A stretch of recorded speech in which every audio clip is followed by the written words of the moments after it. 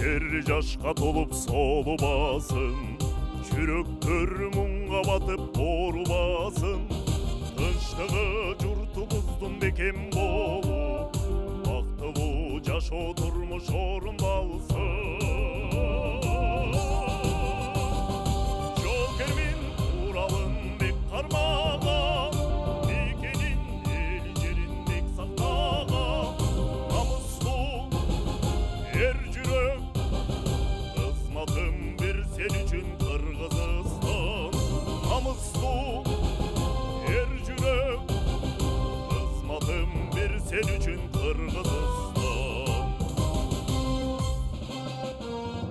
Ата кенеке бай эл журтум, мекеним туулган жерим кан уюгум.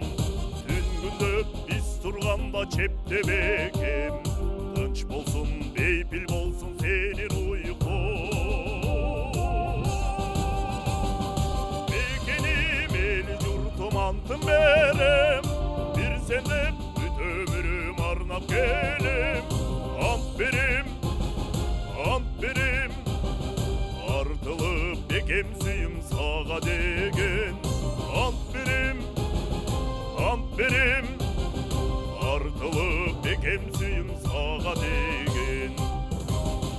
Жокермин Уралын бек кармаган, мекенин эл жерин бек сактаган. Намыстуу эр жүрөк, кызматым бир сен үчүн Кыргызстан. Намыстуу эр жүрөк, кызматым бир сен үчүн Кыргызстан. Кызматым бир сен үчүн Кыргызстан. Баракелде, ар дайым эли жери үчүн кызматын аябаган инсандар дал ошол күнү бүгүн биздин сахнада. Ардактуу көрөрмандар, жакыныраак келиңиздер дейбиз. Себеп дегенде бүгүн Музай программасында майрамдык чыгарылыш, эркиндиктин, тынчтыкты даңазалаган улуу жеңиштин 80 жылдыгына арналган бүгүнкү майрамдык эфирибизди баштайбыз. Кызмат болсо мен Айзада Кончбек кызы, ал эми студияда келген сыйлуу конокторубуз бар. Кыргыз Республикасынын министрлер кабинетине караштуу жазаларды аткаруу мамлекеттик кызматынын кайтаруу жана конвой департаментинин оркестринин нускоочу музыканттары прапорщик Максымбекова Зульфия Максымбековна, Исакулов Жакшылык Бактыбекович жана ошондой эле катардагы Максатбек уулу Сыймык. Кош келдиңиздер. Келе жаткан майрамыңыздар менен Чоң рахмат, бирге болсун. Көргөнүзгө кубанычтабыз. Быйыл кыргыз эли улуу жеңиштин 80 жылдыгын өзгөчө белгилеген турабыз. Бардыгыбыз бул майрамды чыдамсыздык менен күтүп, алдын ала куттукташып белгилеп жаткан учурубуз. Анан бирок өзгөчөлөнгөн бул сиздерде болсо керек, Майрамга даярдык качан башталды? Майрамга саламатсыздарбы? Биринчиден, бул майрамга биз февраль айынан баштадык, Буюрса быйыл 80 жылдык экен.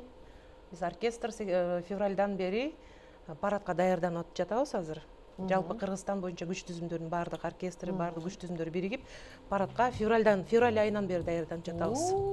Аябай күчтүү. Күнүгө эмес, жумасына бир жолу, жумасына азыркы күндөрү 2 жолудан болуп атат. Барып даярданып жатабыз. Андан сырткары дагы маракелер болуп атат. Сөзсүз ал.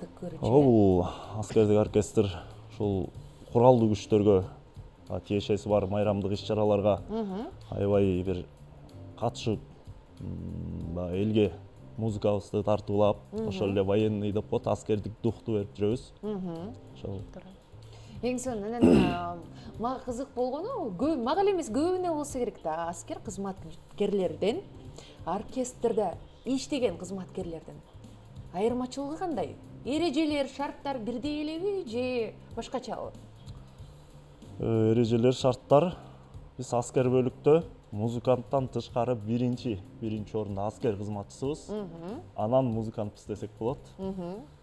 Ошол өздүк курамды башта айтып өткөндөй эле, ошол аскердик оркестрдин музыкасы менен өздүк курамды тух берип, колдоп туруучу кызмат десек болот аскердик оркестр.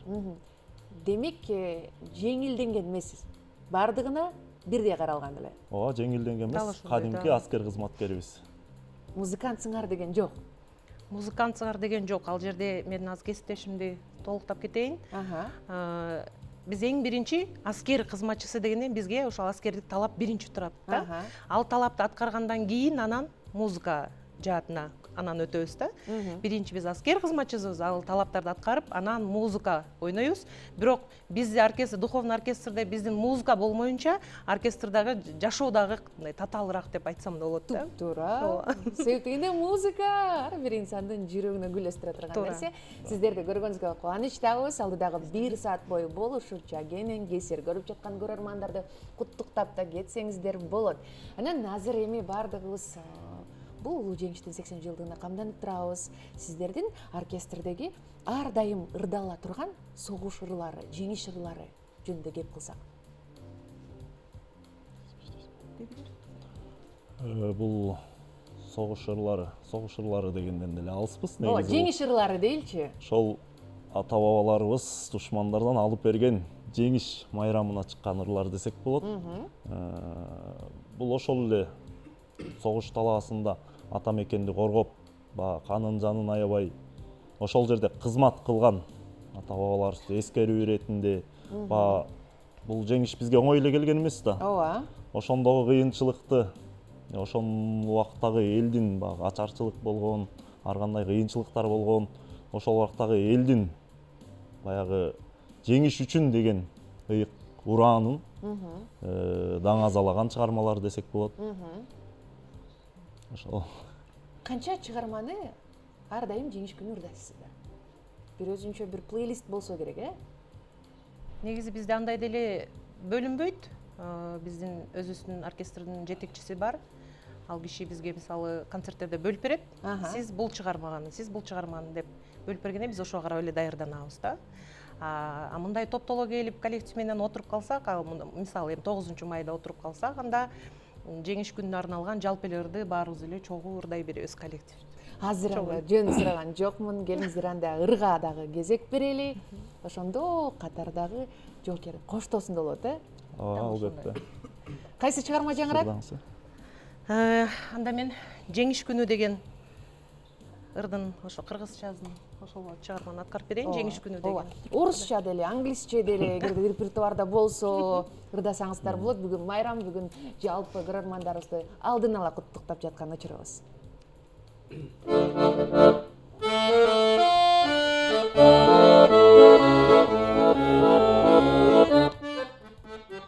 Жеңиш күнү алыстагы от болуп, көрүнчү элең араң жанган чок болуп. Өрттү чаңды кечип чабыл салганбыз, жеңиш күнүн жакындатып алганбыз. Бул жеңиш күн майрам, даржыктанган адамдардын самайларын акчалган көздөрүнөн жаш кылгырып шаттанган. Жеңиш күнү, жеңиш күнү, жеңиш күнү.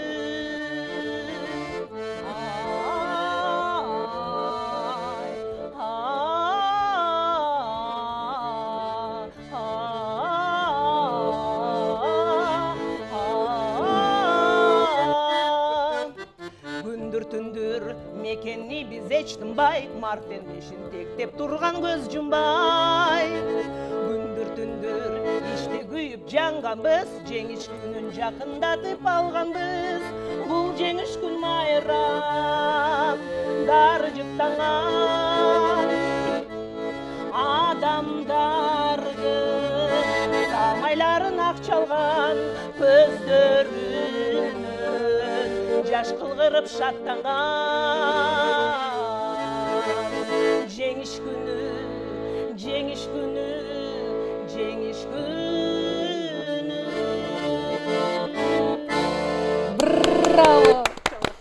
Баракелде, талшыңыздар ташкындай берсин. Канчалаган жоокерлердин жүрөгүнө ар дайым рухтан берип, өзгөчө үнүңүздөр менен аскердик жашоону кооздоп жүрөрүңүз дейли. Анан жогоруда сиздер айтып кеткен эле, биринчиден биз аскер кызматкер, экинчиден гана музыкантпыз деп айтып калдыңыздар. Анан ошондо мындай суроо жаралды да. Эки бирдей кызматты десек болот окшойт эми. Алып кетүү кыйынбы? Кантип айкалаштырасыздар, кантип жетишесиздер? Мен аял зат катары айтсам, баягы 2 чылбырдын башын бир кармап алып кетиш өтө эле кыйын. Бирок бул кесипти мен өзүм тандап келгенден кийин баарына чыдайм. Баягы бир колубуз менен бешикти, бир колубуз менен дүйнөнү термеп турган эне, аял заты бул баарына жетишет экен да. Ошон үчүн баягы өзүм тандап алгандай мен аябай эле сыймыктанып, сүйүнүп, мындай сыймыктануу менен айта алам да. Жетишем үйдө жумушума дагы, үй бүлөмө дагы, ооба, сөзсүз үй бүлөмө, балдарыма, жолдошума дегендей. Эртең менен жолдошум да өзү аскер кызматчысы. Чогуу эле туруп, чогуу кетебиз жумушка. Анан балдарыбыз да ошол аскердик жашоого, тартипке көнүп калган. Жоокерлер экен да алар, буйруса. Анан ошол эртең менен кеткенден баштап эле уже жумушка баргандан кийин жумушта бизде уже саат 8ден баштап кечки 6га чейин аскердик тартипти бекем кармап ал жакта дагы аракет кылабыз. Эркектер менен тең тайлашып чуркайбыз. Ок атуулар болот, ок атуу таласына чогуу барабыз. Аялсың, эркексиң дебейт ал жерде. Бардыгыбыз барып ок атуу таласына катышабыз. Дене тарбия иштерин аткарабыз. Ошон үчүн баягы аял эркек дебестен биздин мырзалар менен тең-метең жумуш аткарабыз ал жакта. Ошол. Мыктысыздар. Сиз кандай кошумча кылат элеңиз, Жакшылык мырза?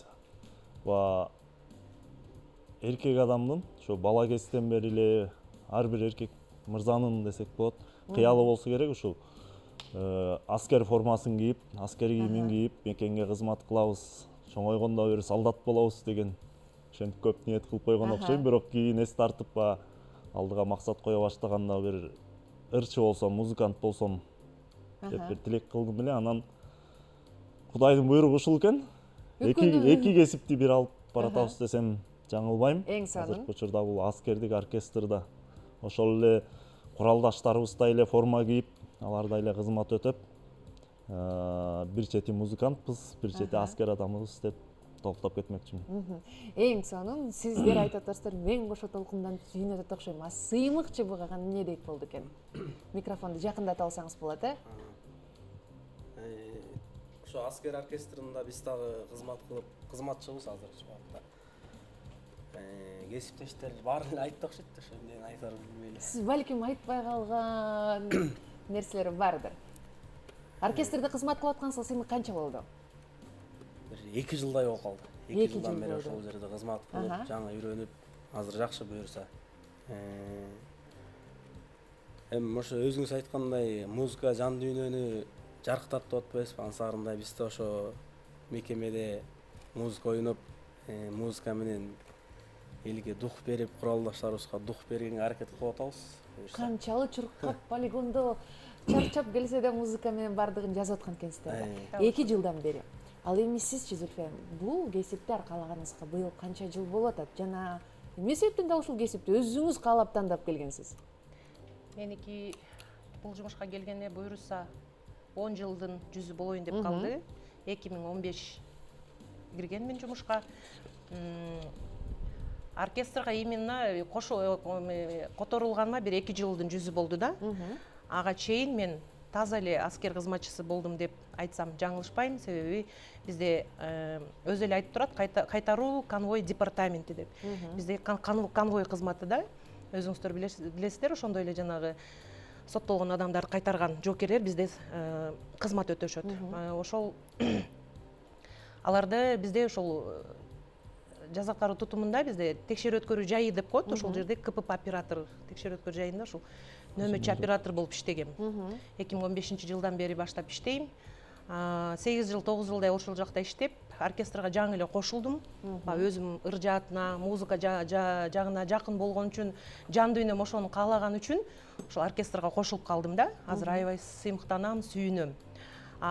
Аскер кызматчысына эмне үчүн кызыгып калдым? Себеби менин атам милиция кызматкери болгон, атам погончон киши болгон үчүн үйдө мен ошол кызыкчумун да, атамды. Анан эң чоң агам дагы, ал дагы аскер милиция кызматкери, буюрса полковник, ал дагы азыр пенсияда.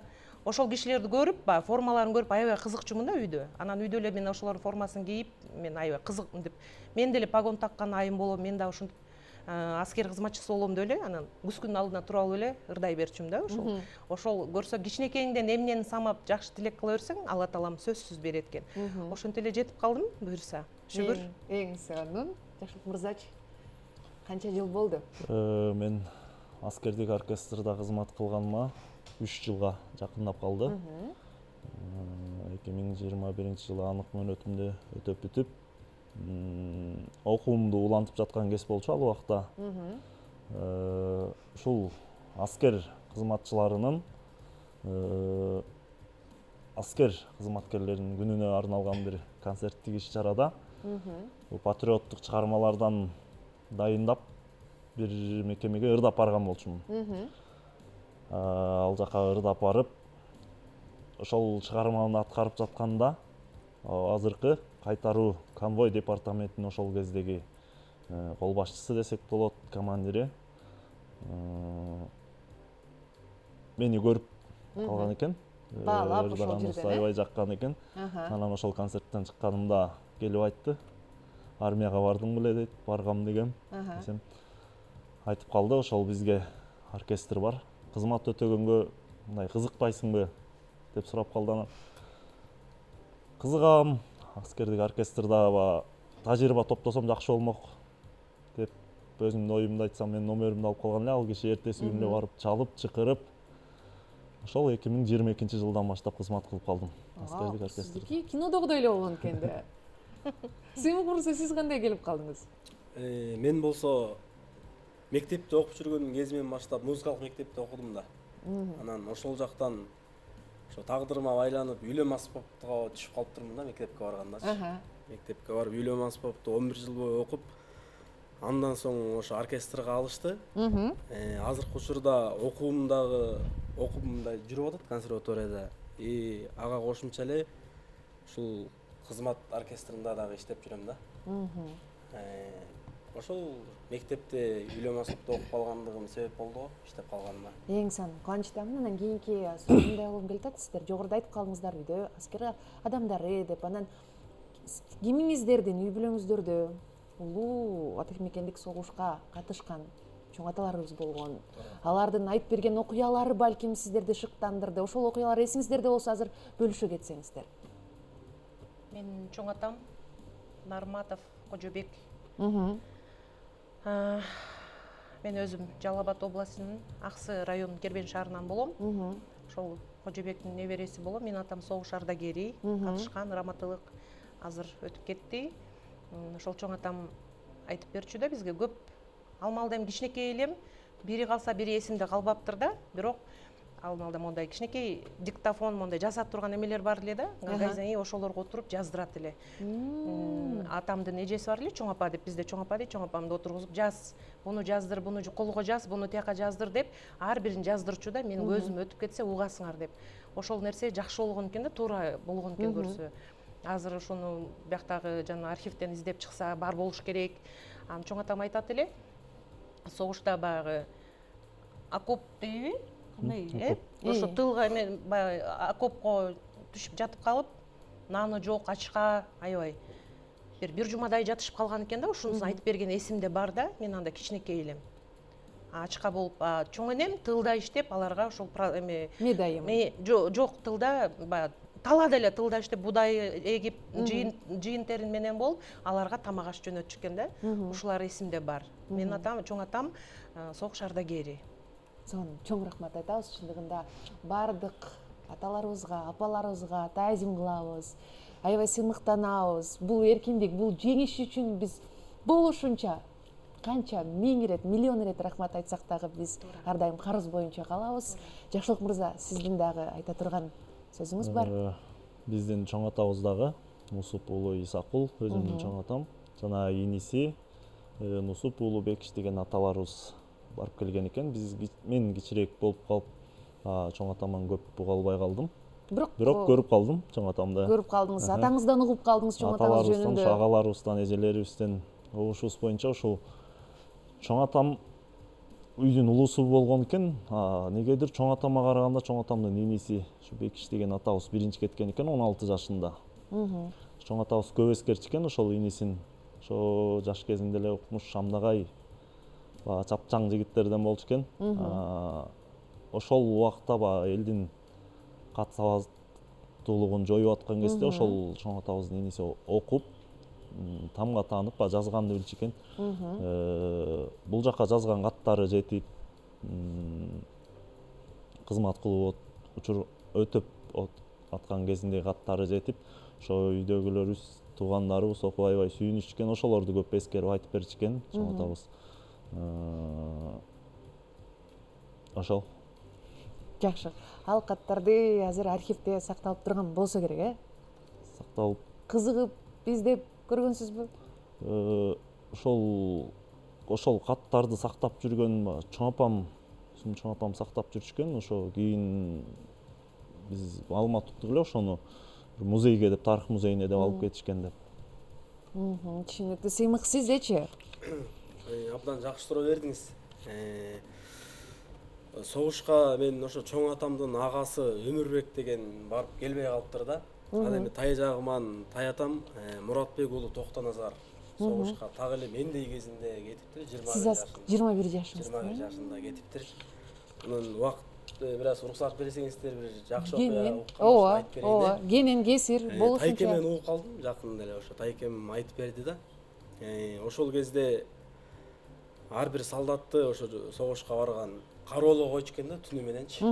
Кароолго коюп, эгер кароол мезгилинде уктап калып, өзүңдүн куралыңды же куруңду урдатып ийсең, чыгып плацтан өлүм жазасына тартып атып салыш экен да.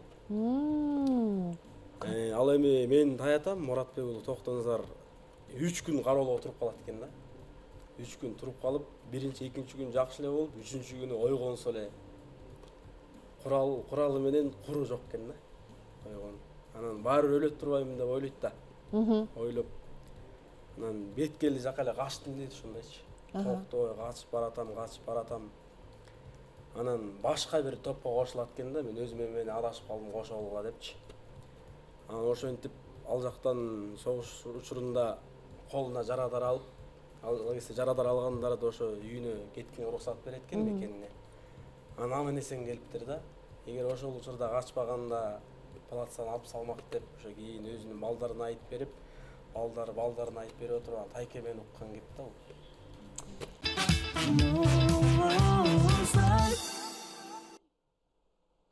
Эфирде Музлай программасы улуу жеңиштин 80 жылдыгына карата майрамдык эфирин улантабыз, а бизде болсо аскердик оркестрдин музыканттары конокто. Эгер ардактуу көрөрман жаңы гана кошулсаңыз, тезирээк жакыныраак келиңиздер, себеп дегенде сиздер үчүн камдап койгон оюнубуз бар. Шарт болсо эң жөнөкөй, азыр кадимкидей, аскердегидей тамактарды алып келет ушул жака. Анан сиздер болушунча убакыт коебуз ар бириңиздерге. Биринчиси жеп ичишиңиздер керек, экинчи көзүңүздөр таңылат, ар түрдүү тамактар коюлат, даамынан билишиңиздер керек. Даярсыздарбы? Даярбыз. Албетте, тамаша. Биринчи Зүлфия айым көпкө карап турдуңуз. Оюн башка, жөнөкөй эле. Сиздердин оркестрдин кызматкерлери катарында эске алып, мыкты үнүңүздөрдү жалпы кыргыз элине жар салуу максатында камдап койгон оюнуздун шарты мындай: сиз бир ырды ырдап баштайсыз. Ал ырдын бир куплети аягына чыкканда эң соңку сөздүн соңку тамгасы кайсынан башталса, Жакшылык мырза улап кетет. Жакшылык мырза токтогон жерден сыймык токтогон жерден сиз кайрадан ким токтоп, ким билбей калганча. Жеңилгенине болсо бир тапшырмабыз бар. Жеңгендерге сюрприз бар. Жеңгендерге сюрпризибиз бар. Сиз даярдык күчтүү экен, Кимден баштайлы? Мен баштайын. Улусунан, сулусунан? Келиңиз анда.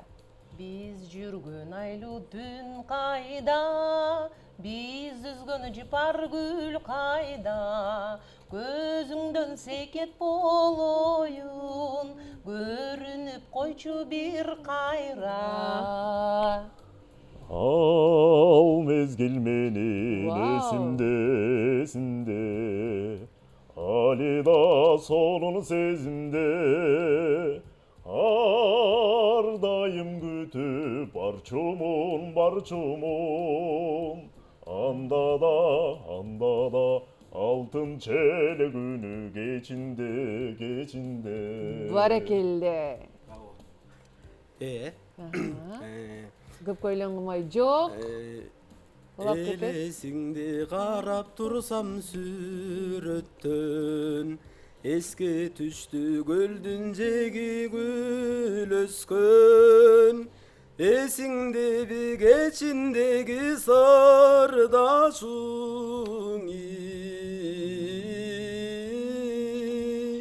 суруп чыгып таттуу сөздү жүрөктөн. Бали. Зульфия, сиз улайсыз. Жүрөктөн деп аяктадык. Кылкылдап поезд баратса баратса да нарындан жазган нарындан жазган саламга. Макул. Жигиттер эсеп кыла берелиби? Ооба, тура эле. Макул. Саламгат менен аяктадык. Тудан кетти экен да. кайсы бар? Токоюн. Токойун бойлоп баратсам, суктантып көздү караткан, алыстан келген адамдар эй, кеткисиңа келбейт тай таластан. Сыймык мыйдан тапчы эми. Келиңиз сыймык.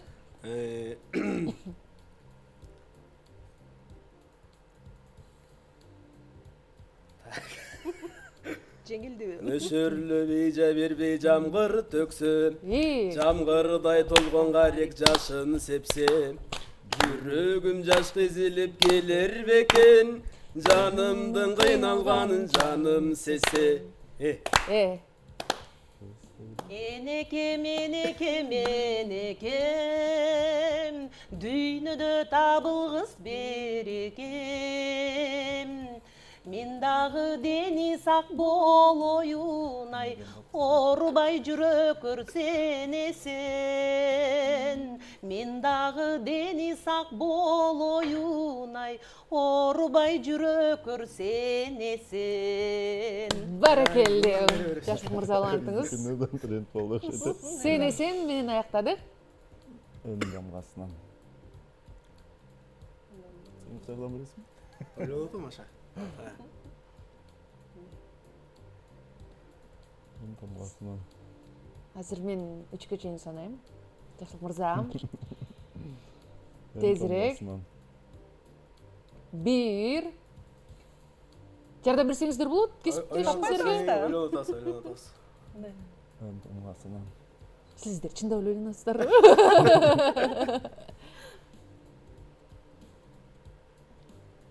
Бир жарым макул. Сыймык айтпасаңыз болбой калды. 2 болуп кетти. Ошондой да ырта болбой калды. Нуруңа меримиңе магдыраткан. Баракелде. Макул. Эсепке алабыз. Кайраданмы? Магдыраткан деп туруп. Мен бүттү. Ооба. Эстеп туруш керек болчу экен, Эме. Так, апам жапкан нанды. Ны менен башталыш. Макул, магдыраткан сиздерге жеңилдик болсун. Ныга ойлонуп атсак, анда А менен. Ныга чейинки тамган менен ала берели. Асыл бир тукум мингеним, салкын төр жайло жүргөнүм, эриктим жылкы кайтарба кайдасың келчи сүйгөнүм. Мен көлгө жалгыз келдим, байыралдым, тургуздум махабаттын пайду балын. Мен жокто сылай жүр деп самайынан, тапшырдым ысык көлдүн шамалына. Мен жокто сылай жүр деп самайынан, тапшырдым ысык көлдүн шамалына. Кетти, Жакшылык мырза. Андан бери жылдар алмашты, кара чачты бубак кар басты, сүрсө дагы мезгилди, эстен кетпейт сүйүм алгачкы, Сүрсө дагы мезгил мезгилди, эстен кетпейт сүйүм алгачкы. Ысык көл сага эле барам деп, ырыска бүтсө жагар деп, ойлогон эмес экенмин ай, ошондо сени табам деп. Ойлогон эмес экенмин ай, ошондо сени эле табам деп. Gül kayır sağalı cağım deyip. Баракелде.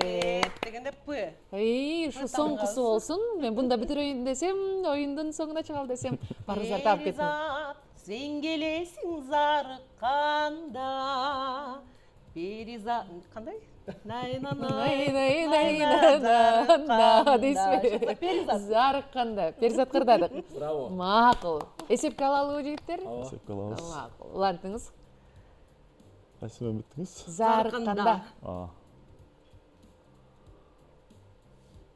Бир. Бир жарым. Эки. Эки жарым. Аба салкын түн ортосун ай жарык. Ай жарык, ай жарык. Браво. Көккө жүрдүк баг аралап айланып, айланып. Бир убакта мындай сунуш киргиздиң, сунуш бир ай киргиздиң. Болду чеми түн ортосу кайталы, кайталы. Токтодук ушул жерден. Бүттүк бе oyunda? Сизге келди да ошондо кайталык менен. Кыдан, Ооба. Көрүндүң көзгөң иримде, көп караба жал тигиле, кет алгыс кылып байладың эй. Керемета сүйүү жибине. Браво, браво. Сиздер менен ойносо таң аткыча деле ойной береткенбиз деп ойлодум. Жеңиш баарыңыздардыкы. Андыктан азыр мындай кылалы, бизде утулуп калгандар жок. Бизге ага арналган катыбыз бар эле Майсалбектин. Азыр мындай кылабыз, режиссерлор бизге музыканы коюп берет. Ар бириңиздер 2ден 3төн сүйлөмдөн катар менен Майсалбектин катын көрөрмандарга болушунча ошол жылдарды чагылдырып окуп берсеңиздер. Музыка даяр болсо, анда биз дагы даярбыз, ага чейин окуп карабасаңыз болот. Бөлүшүп да алсаңыздар болот. Мен ушул жерине чейин окуйм деп туруп 3 сүйлөмдөн же болбосо балким эгерде жатка билсеңиздер өз сөзүңүздөр менен деле айтсаңыздар болот. Ошентсем керегинен баштайын мен. 4 сүйлөм макул, 5 сүйлөм, 6 сүйлөм. Даярсызбы Зульфия айым? Көркөм окуу экен да. Дегенде сен баштайсың, Мен экинчи. Жок, ошентсе да. Ардактуу көрөрмандар, бул мүнөттөрдө жакыныраак келиңиздер дейли. Сиздер үчүн өзгөчө Майсалбектин катын жеткирүүчү конокторубуз даяр. Зульфия айым, сөз сизде. Апаке, ак сүтүңдөн айланайын апакем. Мен сени кандай киши экениңди билбесем, бул катты жазбайт болчум. Сенин акылмандыгыңа, кайратыңа, сенин күчүңө ишенип жазып отурам. Ошентсе да эмне деп түшүндүрүп, эмне деп айтууга сөз таба албай, алакандай ак баракты тиктеп отурган кезим. Акыр түбү менин кылган ишимди туура деп табарсың. Мен ага өзүмө ишенгенде ишенем. Ооба апа, сөзсүз мени туура дээрсиң. Сонун уланталы. Антсе да түшүнөсүң да. Жүрөгүңдүн түпкүрүндө мага деген айтылбаган сурооң калар. Балам, кантип өз өмүрүңдү өзүң кыйдың? Адамга бир гана жолу берилчү бул жарык дүйнө менен кантип өзүң эле коштошуп кете бердиң? Мен сени эмнеге төрөп, эмнеге өстүрүп чоңойттум? Деп, анан акыр бүттү. Кайсы жерден токтодуңуз ошондо сиз? Чоңойттум. жаңы айттым. Сиз жыйынтыктап Оба, коюңуз. апа, энесиң. Сен бул сурооңо тарых. Кийин жооп берер. Ал эми, менин айтаарым, согушту биз тилеп алган жокпуз. Бул көптүн башына келген кыйын иш. Бүткүл адам баласына балта урган зулум күч. Деп туруп Деп жыйынтыктап койдук. Негизи Браво. чыныгы таланттуу инсан бардык жактан таланттуу деген сөз бекеринен айтылган эмес.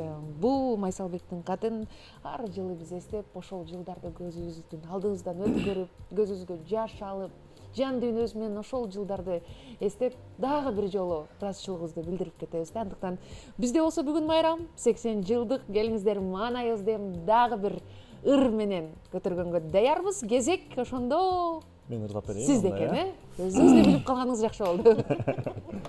Кайсы чыгарма болот? Эстелик деген чыгарманы аткарып Туура берейин. эскерип деп биз коштоп туралыбы? Келиңиздер. Келиңиз.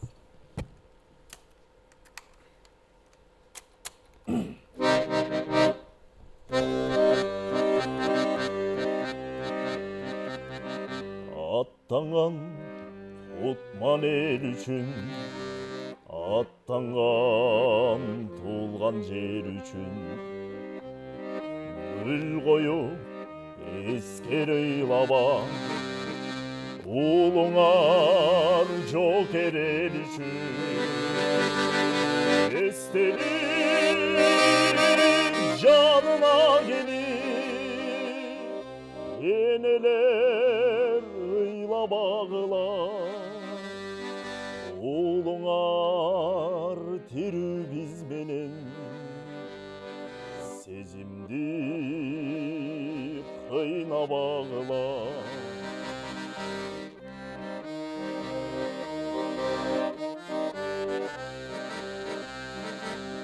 Жан берип канды кармаштан, кайткан жок кайра батыштан. Эстелик бол демиң алар, түбөлүң отто жанышкан. Эстелик жаныма келип, энелер ыйлабагыла, уулуңар тирүү биз менен, сезимди кыйнабагыла, сезимди кыйнабагыла, энелер ыйлабагыла. Барыкелде. Эч ким ыйлабасын. Сон чыгарма болду. Андан биз кайра деле суроолорго бара турган болсок, азыркы учурда сиздер жогоруда айткандай эле эки тарапты бирдей алып кетүү оңой эмес деген сиздер нама кызык болгону аскер адамдардын күнү кандай башталып, кандай бүтөт. Мисалы үчүн, биринчи сиздер машыгасыздарбы, же репетиция кыласыздарбы? Күнүбүз эртең мененки саат 9-да Башталат. аскердик сап майданда окуябыз. Ал жакта жоокерлерибиз шагайт эткенди үйрөнөт десек болот. Бул сап майдан аскер кызматчысынын бул ыйык жер. Сап майдандан багы сөгүнүүгө болбойт, жаман сөз айтууга болбойт, бирөөнү тамашалап же үстүнөн күлгөнгө болбойт. Ал сап майдан түкүрүүгө болбойт. Бул аскер кызматы үчүн сап майдан деген ыйык нерсе. Ошол сап майданда тизилүү, жогору турган жетекчиликтин, командачылыктын бөлүштүрүүсү менен башталат. Биз аскер кызматчылары ага чейин келип, аскердик кийимибизди, формабызды иретке келтирип, өзүбүздү күзгүдөн карап, келбетибизди түздөп, ошол сап майданга чыгып, аскердик оркестрдин кызматы ушундан башталат. Өздүк курамды бөлүшүүдө музыка аркылуу коштойбуз, оркестр аркылуу. Ошол жактан эле дароо турганда эле эртең менен эле Музыка менен баштап алабыз. Музыка менен эң сонун экен да. Азыркы учурда сиздер кийип турган бул Параддык Параддык форма. форма. параддык деп коет, А күнүмдүк турмушта? Күнүмдүк турмушта Бул бар аскер талаа кийими деп коебуз. Аха. Ал өзүнчө форма болот. Аскер талаа кийими деп коебуз. Ал менен камуфляжный формабыз болот. Дагы бир формабыз бар. Күнүмдүк кийип жүрүүчү. Костюм шым болуп жасалган. Күрөң түстөгү кийимибиз бар.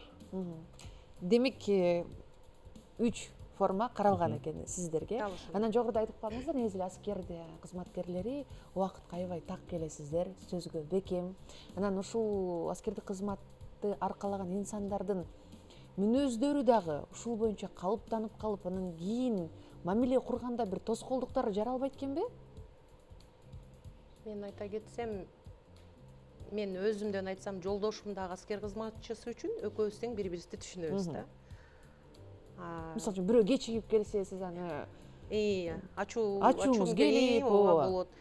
Биздики ошо аскер тартипке көнүп калган үчүн айтылган саатта убагы менен барып, мүмкүн болушунча биз мына бүгүн дагы студияга биз жарым саат эрте келдик да, ошондой эле ошол. Эрте келип, эрте даярданып, даяр туруп, биз ошого көнүп калганбыз. Кечигүү деген болбош керек биз үчүн. Биз жумушта эле кечиксек эле уже выговор деп коет, ошону албаш үчүн биз аябай мындай тырышабыз да, ошон үчүн кечикпегенге аракет кылабыз. Жумушка эле эмес, тойго барсак дагы, бир туугандар менен жолугушууга барсак дагы, же кандайдыр бир жумушка барсак да сөзсүз кечикпей эрте барабыз. Ошол. Жашыл мырза, сиз кошумчалап өтсөңүз.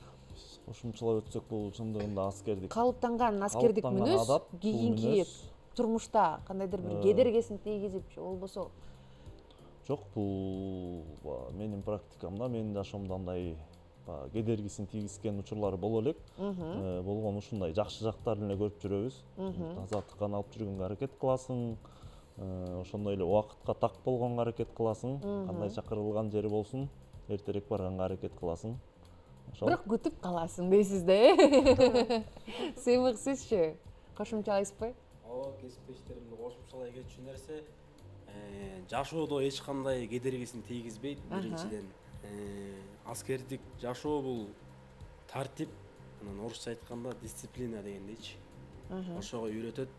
Бул абдан жакшы сапаттар деп түшүнөм да. Сонун кубанычтабыз. Чындыгында негизи эле баардыгыбыз эле сиздердикиндей мүнөздө кечикпей жүрсөк бат деле өнүгүп кетет элек, э? Миндей эле дагы анда үчөөңүздөргө эфирдин соңунда биргеликте ыр сурансак болобу? Кайсы чыгарма жаңырат? Чогуу ырдап берели. Үчөөңүздөр чогуу. Анда аскер адамдар аскерлик ырларды аткарып эле элдин маанайын түшүрүп, бир кандай десем серьезный боло беришпесин деп. Сыймык Бечекеев агабыздын ырларына кайрылып кетели, сүйүү темасына. Сонун болду.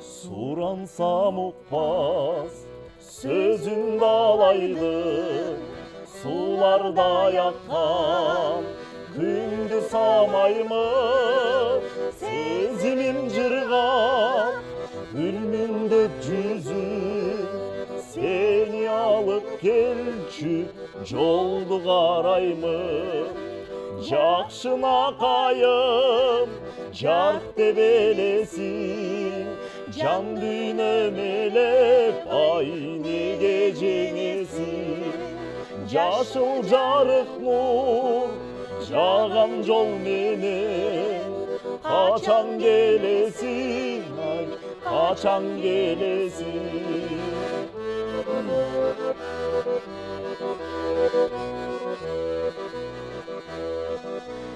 Кантейин күткөн кездердин көбүн, каалабайм сенден өзгөнүн демин, карагым келип, каранын издеп, карайлап барат ай, көздөр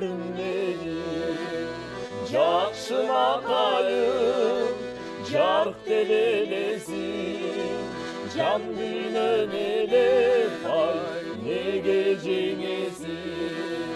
Жашыл жарық нұр жаған жол менен, қашан келесің, қашан келесің, қашан келесің, эмин, қашан келесің. Талантыңыздар ташқындай берсін дейлі дағы. Азыр сіздерге қысқан нұсқа еркен микрофонын берейін. Қырғыз елін құттықтап, андан соң Зүлфия айым сахнаны төрін ұзап берсеңіз, келіңіз. Жалпы келе жатқан Кыргызстан элибизди, журтубузду келе жатқан 9 майдын 80 жылдык мааракеси менен чын жүрөгүмдөн куттуктаймын. Бизге ушул жарык күндү, ушундай таттуу жашоону тартуулаган биздин ошол согушта курман болгон аталарыбыз, энелерибиздин арбактары ыраазы болсун демекчимин. Ошондой эле баарыңыздарды, кесиптештеримди, ата-энемди, бир туугандарымды, жакындарымды, саналаштарымды деги койчу бардыгын келе жаткан майрам менен чын жүрөгүмдөн куттуктаймын. Баарыңыздарга ден соолук, иштериңиздерге ийгилик болсун. Заманыбыз тынч болсун, элибиз тынч болсун, Дастарконубуз нангат болсун демекчимин. Айтканыңыз келсин. Кыска нуска улантабызбы? Ушул кесиптешибиз айтып кеткендей, кан кечип, ушу тамак нан жешпей бизге ушул жарыкчылык күндү алып келип берген аталарыбызга ыраазычылык билдирүү менен ушу улуу жеңиш майрамынын 80 жылдыгы менен жалпы элибизди, сиздердин жалпы жамаатыңыздарды чын жүрөгүбүздөн куттуктайбыз. Мекенибизде тынчтык болсун, согуш болбосун. Ушул куралдар окуу талаасында гана атылсын, тынчтык үчүн гана атылсын. Мекенибизде тынчтык болсун, ийгиликтер коштоп турсун. Эң сонун сөздөр айтканыңыз келсин, Сыймык мырза. Өлкөбүздө тынчтык болсун, токчулук, молчулукта жашайлы, өлкөбүз өнүгүп, дайыма тынчтыкта жашай берели. Ал эми ардактуу көрөрман, эске салсам, Музлайф программасы алдыңкы апталарда дагы сиздерди улуу жеңиштин 80 жылдыгына арналган майрамдык эфирлер менен кубандырууга даяр. Ал эми музыка аркылуу жеңиштин үнүн жеткирген музыка телеканалы ар дайым жан дүйнөңүздөрдү мыкты ыргактар менен толтурууга даяр. Кызмат болгон мен Айзада Кубанычбек кызы, кезекти Зүлфия Максатбековнага суналам.